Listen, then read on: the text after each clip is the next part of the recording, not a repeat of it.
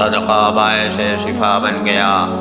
اللہ کے رسول صلی اللہ علیہ وآلہ وسلم کی صحیح حدیث ہے کہ آپ نے ارشاد فرمایا، اپنے مریضوں کا علاج صدقے کے ذریعے کیا کرو۔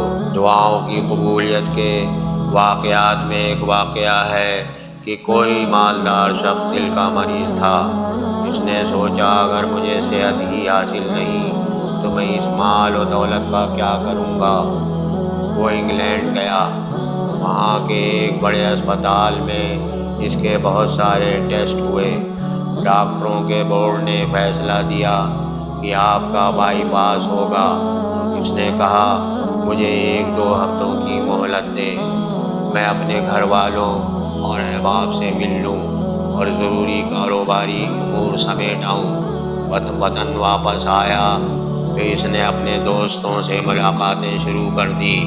ایک دن وہ اپنے پرانے دوست سے ملنے اس کے دفتر گیا۔ دفتر کے سامنے گوشت کی دکان تھی۔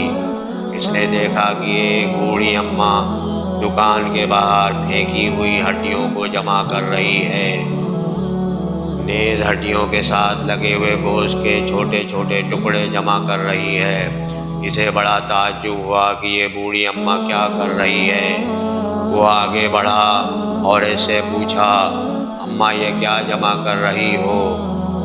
کہنے لگی میری 6 بیٹیاں ہیں، مدت ہو گئی گوشت نہیں کھایا، آج گوشت کھانے کو بہت جی چاہ رہا تھا، میں یہ ہڈیاں جمع کر رہی ہوں، ان پر تھوڑا تھوڑا لگا ہوا گوشت گھر جا کر اتاروں گی اور ہم اسے پکا لیں گے، اس کا سوپ بنا لیں گے۔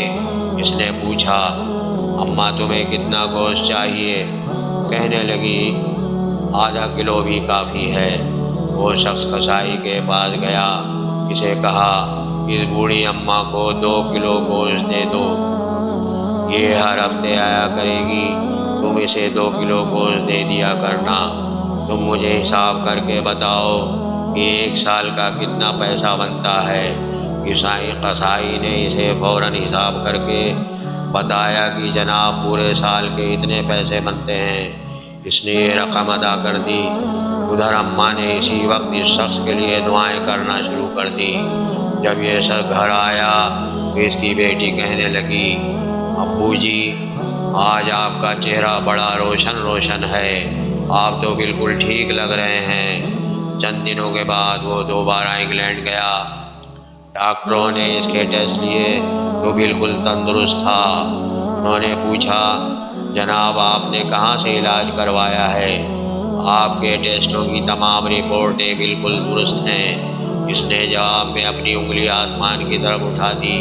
اس نے کہا عرش عظیم پر ایک ذات ہے جو بیماروں کو شفا دیتی ہے، اس میں کوئی شبہ نہیں کہ مریضوں کا ایک مؤثر علاج صدقہ و خیرات بھی ہے۔